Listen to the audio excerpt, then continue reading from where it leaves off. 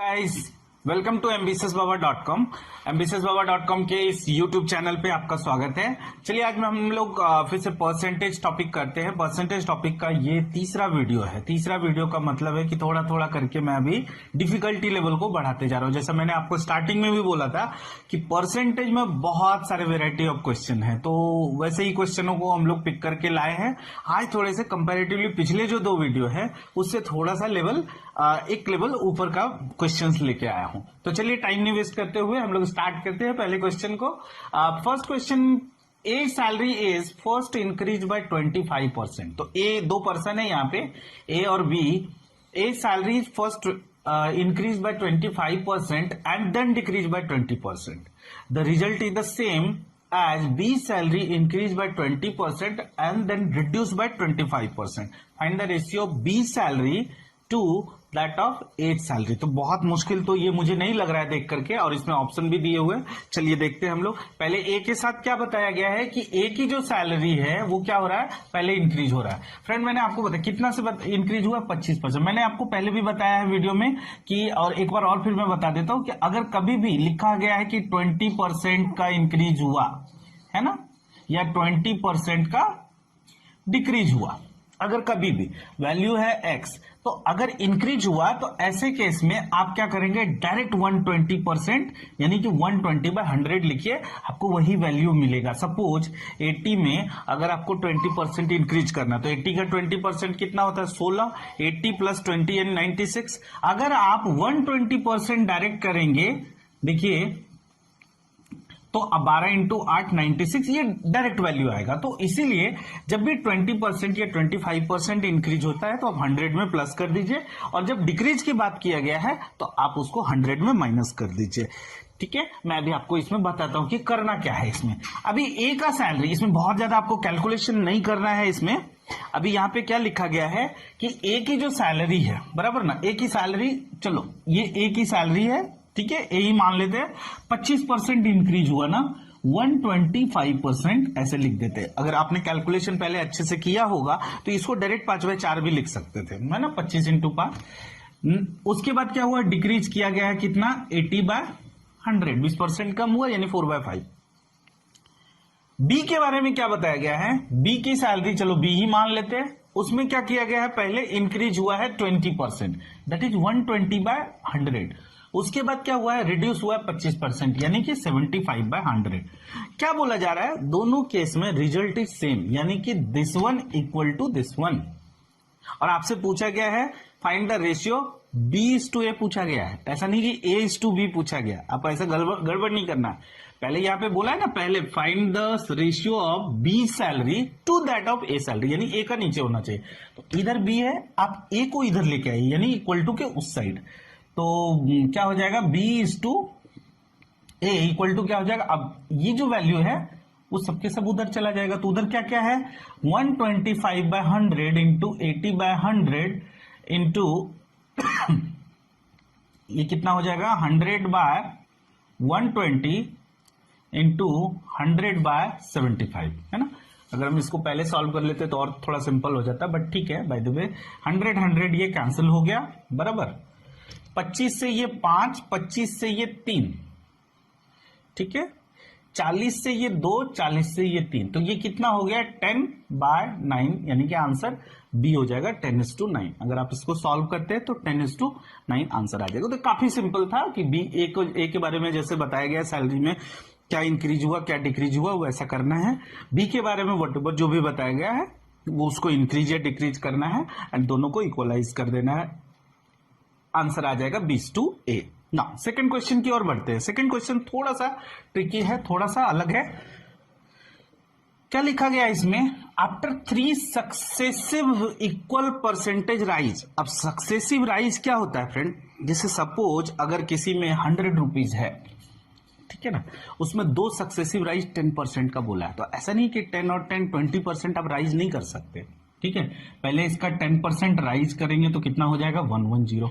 अब फिर 110 का 10% राइज करेंगे, बराबर ना, तो कितना हो जाएगा, 121। तो ये कितना 100 से दो बार अगर 10% का सक्सेसिव राइज करेंगे तो कितना परसेंट हो रहा है? 21%, बराबर। लेकिन यहां पे क्या कह रहा है? 3 सक्सेसिव, वो भी इक्वल परसेंटेज राइज है, यानी कि अगर एक बार 10% हुआ है तो दूसरी बार भी 10, तीसरी बार भी 10। In the salary the sum of 100 rupees turn 140 rupees 49 पैसे। सैलरी जो है 3 जो इक्वल राइज हुआ है, पहले 100 था तो वो क्या हो गया? 140 रुपीज 49 पैसे के बराबर हो गया। Find the percentage rise in the salary. यानी देखिए मैंने ऑप्शन भी लिखा है, ए 12%, ठीक है, इसमें आंसर था बी। अच्छा, ए 12%, बी 22%, सी 66%, डी 82%। अगर एग्जाम में जाऊं ना मैं, तो मैं डायरेक्टली इसको आंसर ए टिक करूंगा। क्यों? मैं आपको बताता हूं। 100 रुपए कितना बन गया? 140 रुपए 49 पैसे, यानी कि लगभग 40% का राइज है, 41% का राइज है, बराबर ना?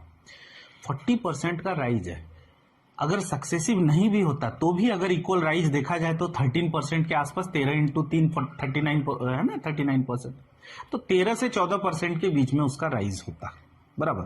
लगभग अगर सक्सेसिव नहीं भी होता तो भी अगर इक्वल डिवाइड करे 40% को, 40% का राइज हुआ है ना 3 बार में, तो भी वो 13 के आसपास जा रहा है। 13 से ज्यादा तो सवाल ही नहीं उठता, सारे के सारे ऑप्शन जो है ना 13 से ज्यादा है, बराबर। तो आंसर कौन सा बचता है? ए, आंसर ए हो जाएगा। बट ठीक है, देखते हैं हम लोग कैसे किस तरीके से इसको करते हैं।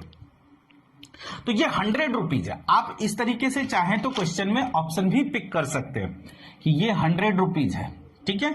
अगर आप इसमें 12 रुपए इंक्रीज करते हैं तो कितना हो जाएगा? 12% इंक्रीज करते हैं तो 112 हो गया। अब नेक्स्ट इसमें फिर से 12%, और ऐसे क्वेश्चन में आप ऑप्शन पिक करेंगे थोड़ा ज्यादा बेटर होगा, ठीक है। अगर इसमें यहां पे लिखा है कितना, फिर से 12% का इंक्रीज हुआ। अब 112 को 112 रुपये अभी हो गई ना उसकी सैलरी, दूसरी बार फिर 12% इसका इंक्रीज हुआ तो कितना हो जाएगा? 24, 12 का 12 और 2 14, 12 का 12 और 1 13, है ना, 12% यानी कि 13 रुपीज 44 पैसे। तो ये ऐड हो जाएगा ना इसमें, तो 112 13.44, यानी कि अभी क्या हो जाएगा? अभी उसकी सैलरी क्या हो जाएगी? 125.44। अभी ये हो गया उसकी सैलरी, बराबर। अब इसमें फिर से 12% का आपको इसमें राइज करना है, तो देखते हैं वो 140 पॉइंट समथिंग आ रहा है कि नहीं आ रहा है।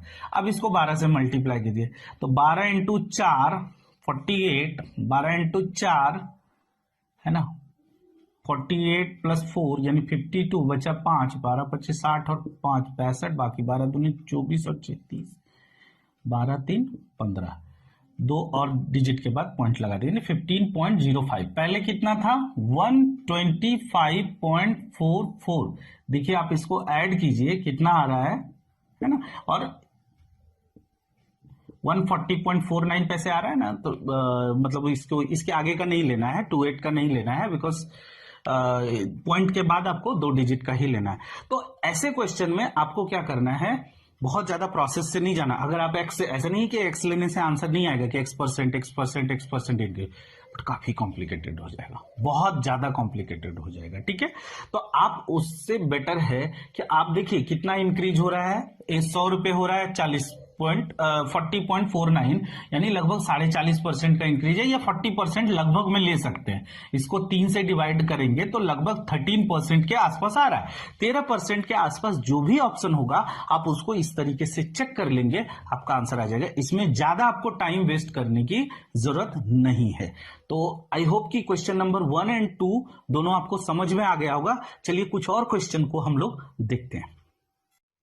चलिए क्वेश्चन देखते हैं हम लोग नेक्स्ट। यहाँ पे थर्ड क्वेश्चन में क्या दिया हुआ है, a reduction of 20% in the price of sugar enables a purchase to obtain 2.5 kg more for 160 rupees, है ना। 160 रुपए में 2.5 kg ज्यादा अभी परचेज कर रहा है। क्यों परचेज कर रहा है? क्योंकि पहले जो प्राइस था, ओरिजिनल प्राइस जो था, उससे अभी 20% उस प्राइस में, उस प्राइस का जो वैल्यू है वो रिड्यूस हो गया, यानी प्राइस में रिडक्शन हो गया। कितना? 20%। तो आपको बताना ओरिजिनल प्राइस पर केजी कितना है। चलिए मान लेते हैं हम लोग पर KG original price x rupees है ना, x रुपीज, रुपीज है x पर केजी, ये प्राइस है। रिडक्शन के बाद कितना हो जाएगा 4x/5। कैसे लिखा फ्रेंड, x का 20% कम करेंगे वैल्यू तो यही होगा ना 4x/5।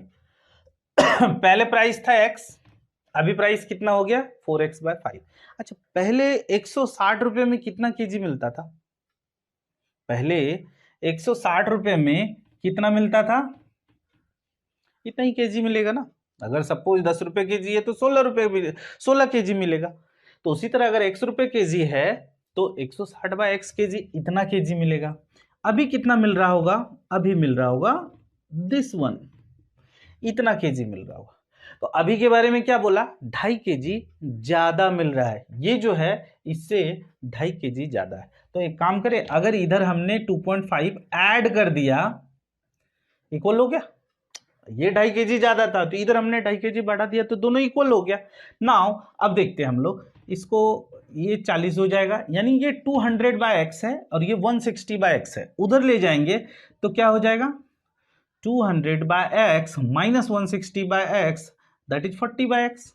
x को इधर लेके आइए, सॉरी है ना 40/x, x को उधर लेके जाते हैं एंड 40/2.5, पॉइंट इधर हटाएंगे 25, 25 से 1 6 यानी 16 रुपए।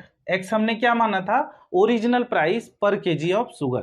तो हमने x माना था ओरिजिनल प्राइस पर केजी ऑफ शुगर और वही पूछा भी है x, और हमारा वैल्यू भी वही आया, यानी 16 रुपए पहले उसका ओरिजिनल प्राइस था। तो करना क्या है ऐसे क्वेश्चन में, जो अमाउंट दिया हुआ उसको डिवाइडेड बाय व्हाटएवर जो ओरिजिनल प्राइस है वो लिख देना। उससे क्या पता चलेगा? टोटल क्वांटिटी, यानी कि टोटल कितना उसमें शुगर मिल रहा है।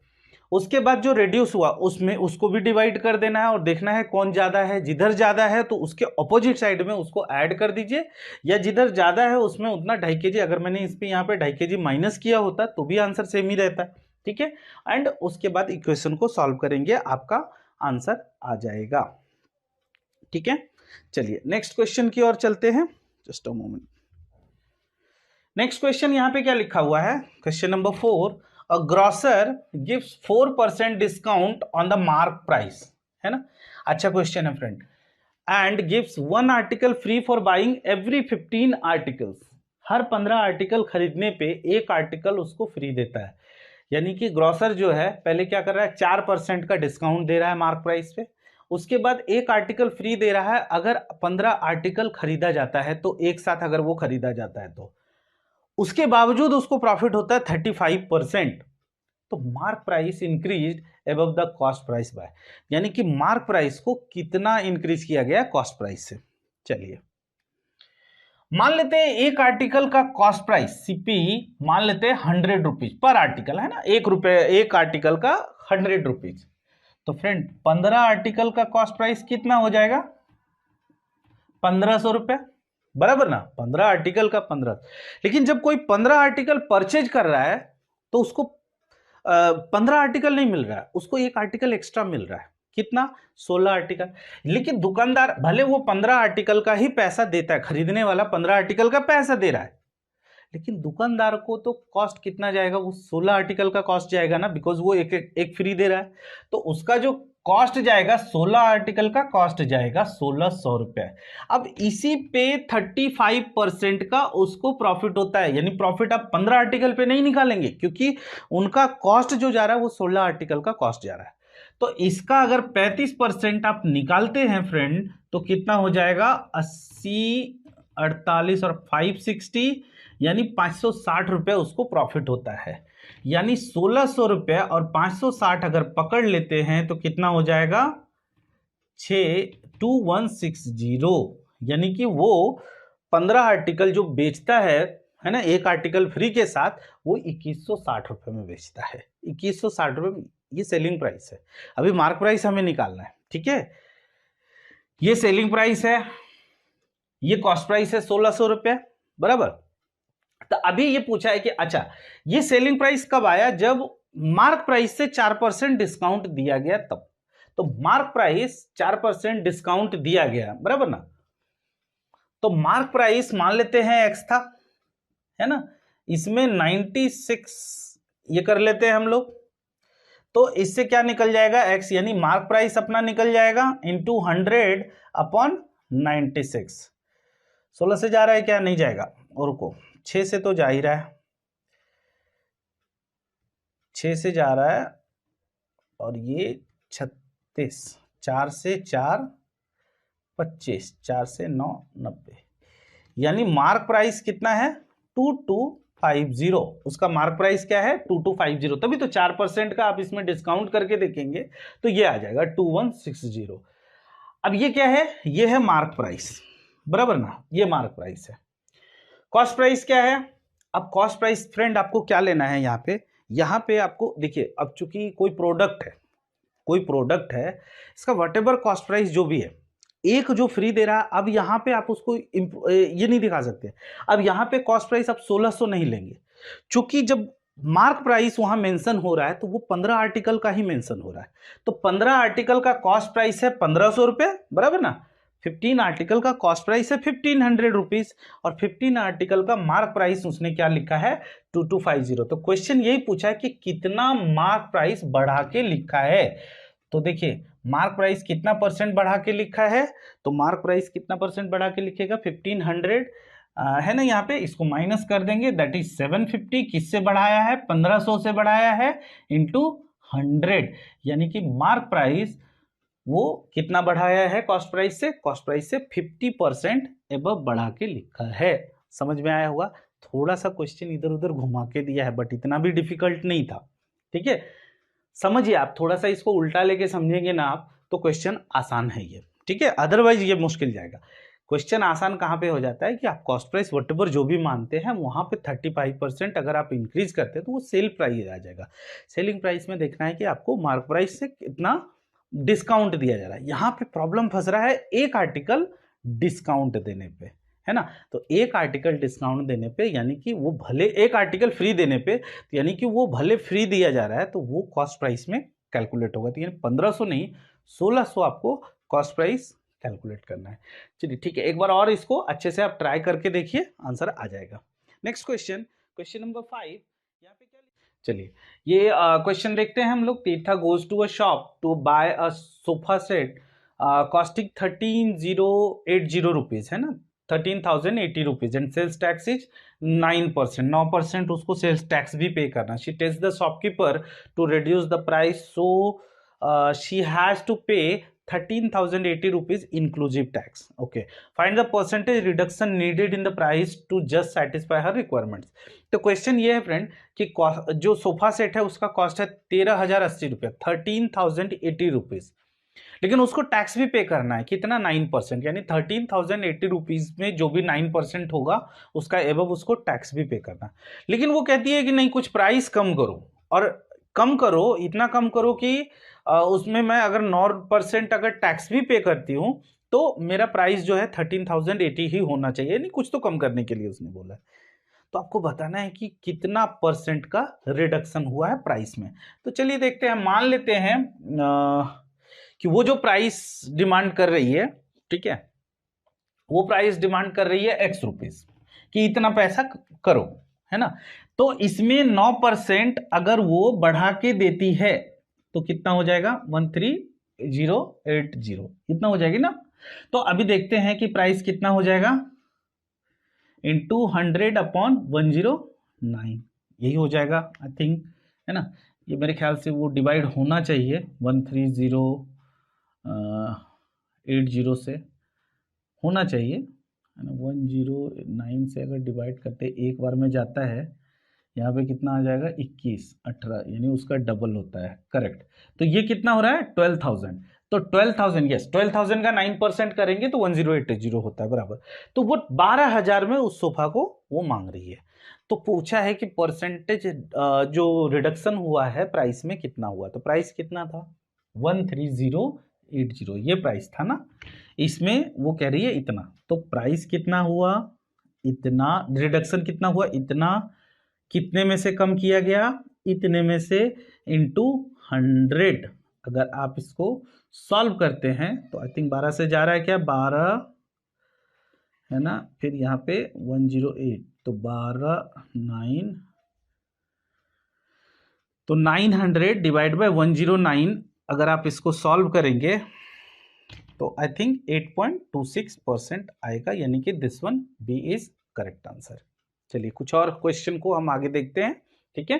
चलिए नेक्स्ट क्वेश्चन, चलिए क्वेश्चन नंबर 6 की ओर चलते हैं। The ratio of Mang's salary for October to his salary for November was 1:1.5:1.333 and the ratio of the salary for November to that for December was 2:2.6666. The worker got 40 rupees more for December than for October and received a bonus constituting 40% of the salary for 3 months. Find the bonus. Assume that the number of work days is the same in every month. देखिए question दिखने में बहुत difficult, but actually में उतना है नहीं, और सबसे ज्यादा डिफिकल्ट यहाँ पे जो आपको रेशियो दिया हुआ है उससे लग रहा होगा। रेशियो को पहले हमें सबसे पहले सिंप्लीफाई करना है। यहाँ पे क्या लिखा है कि अक्टूबर एंड नवंबर का जो रेशियो उसकी सैलरी का वो है 1.5:1.333। तो फ्रेंड 1.5:1.333 ये कोई मुश्किल काम नहीं है ना। कैसे? देखिए 1.5 को हम लोग लिख सकते हैं 3/2, ये तो पता होगा, हाँ लिख सकते हैं। एंड 1.333 को हम लोग लिख सकते हैं 4/3। अब ये आप कहेंगे कि आपको कैसे पता चला, ये मुझे कैसे पता चला? यस, देखिए 1.33 को हम लोग 1.0.333 लिख सकते हैं, बराबर ना।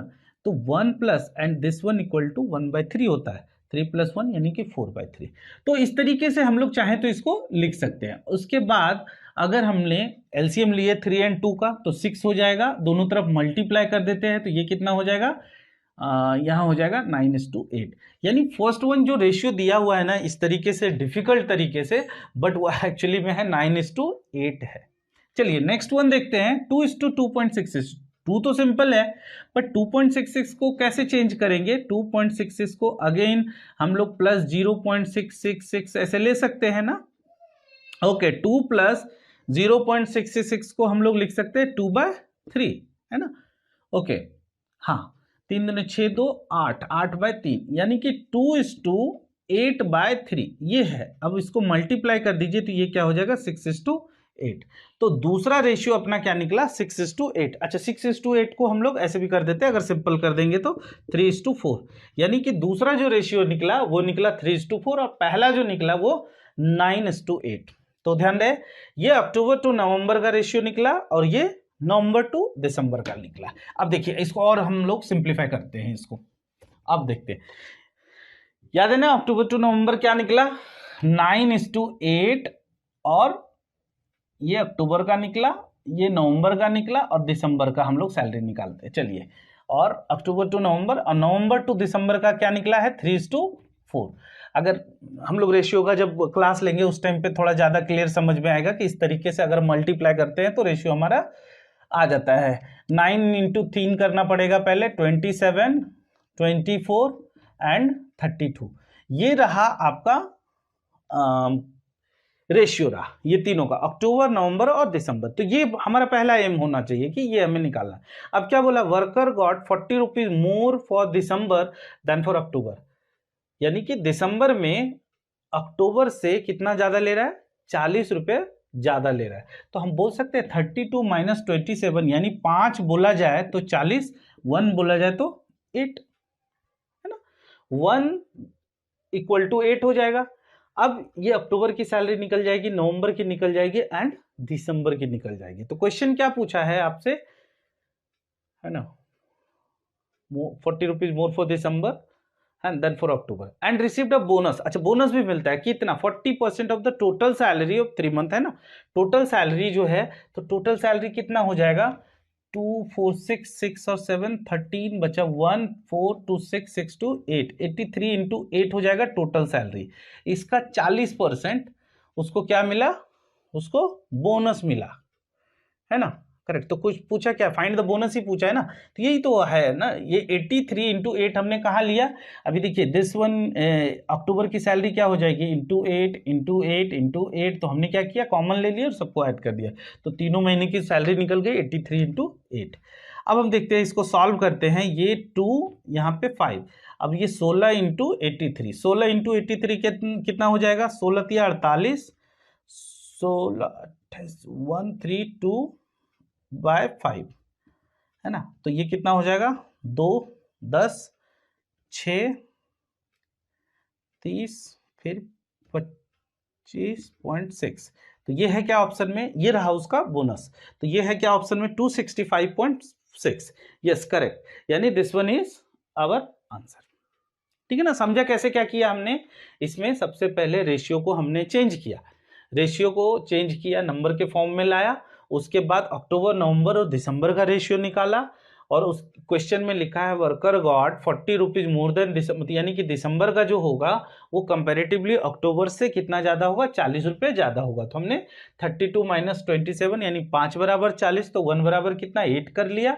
टोटल सैलरी निकाल दिया, यानी तीनों को ऐड करके इंटू 8 कर दिया। उसका 40% वॉज व्हाट, उसका 40% वॉज बोनस, तो वो बोनस निकाल लिया। वही तो हमसे क्वेश्चन पूछा था, तो bonus is our answer. Next question चलते हैं हम लोग 7। क्वेश्चन नंबर 7 में क्या लिखा है, अ machine depreciate in value each year at the rate of 10%, है ना, 10% वो डेप्रिसिएट करता है हर साल 10%।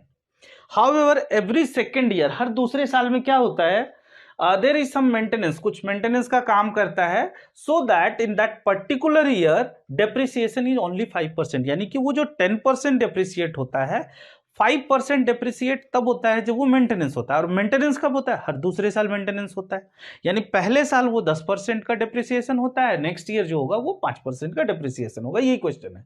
If at the end of 4th year value machine का दिया हुआ है, तो find the value of machine at the start of 1st year. बहुत सिंपल क्वेश्चन है, बहुत मुश्किल नहीं है। मान लेते हैं स्टार्टिंग में उसका वैल्यू था x, उसमें क्या बोला है 10% का डेप्रिसिएशन बोला है, फिर 5% का डेप्रिसिएशन बोला है, फिर 10% का बोला है, फिर 5 का बोला है। ठीक है, and this is equal to कितना बोल दिया है 146,205, है ना।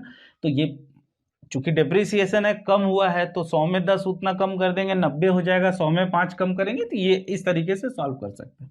इससे अब हमारा वैल्यू आ जाएगा। तो चलिए हम लोग निकालते हैं वैल्यू। ये क्या है 146,205 इंटू 100/90 इंटू 100/95 इंटू 100/90 इंटू 100 देखिए, अगर आपने थोड़ा अच्छा प्रैक्टिस कर लिया ना मैथमेटिक्स परसेंटेज का, तो ये स्टेप आप डायरेक्ट लिख सकते थे, आपको जरूरत नहीं है कि उतना ज़्यादा चेंज करने की। 0 0 ये कैंसिल हो गया। ठीक है, अब देखिए क्वेश्चन ये जो है ना, ये गारंटेड 9 से जाएगा ही जाएगा। ऐसे क्वेश्चन में जनरली कट होता ही होता है। तो 1 54 9 दूना 18 36 9 45, फिर 9 से हम करते हैं 1 72 05। ठीक है, ये अभी 19 के टेबल में आता है, ये 19 से भी जाएगा, 17 से 9 5 95 95 95 कट गया, 5 से ये 20, तो क्या हो जाएगा 20 इंटू 100 इंटू 100। तो सिंपल क्या हो जाएगा answer, this one is our answer, यानी 2 लाख। 2 लाख इसका आंसर हो जाएगा, यानी कि दिस वन। तो इसका फर्स्ट ईयर क्या वैल्यू था 2 लाख रुपीज। तो फ्रेंड आज हम लोग वीडियो में सिर्फ इतना ही करते हैं, क्योंकि फिर इससे ज्यादा बहुत ज्यादा हो जाएगा। ठीक है, नेक्स्ट वीडियो अभी एक सेशन और परसेंटेज का लेके आने वाले हैं, थोड़ा इसी टाइप के डिफिकल्ट क्वेश्चन, या हो सकता है इससे थोड़ा और ज़्यादा डिफिकल्ट क्वेश्चन को लेके आएंगे। डिफिकल्ट क्वेश्चन का मतलब ये नहीं है कि हमें परेशान होना है, क्वेश्चन को अच्छे से पढ़िए, समझिए, वो जरूर सॉल्व होगा। ठीक है, तो नेक्स्ट वीडियो में हम लोग आएंगे तो परसेंटेज के एक और सेशन के साथ आएंगे। आज का अगर सेशन अच्छा लगा होगा तो प्लीज़ हमें ये इस वीडियो को लाइक ज़रूर कीजिएगा, एंड अगर हमारे चैनल को सब्सक्राइब नहीं किया है तो please do subscribe our channel. Thank you so much.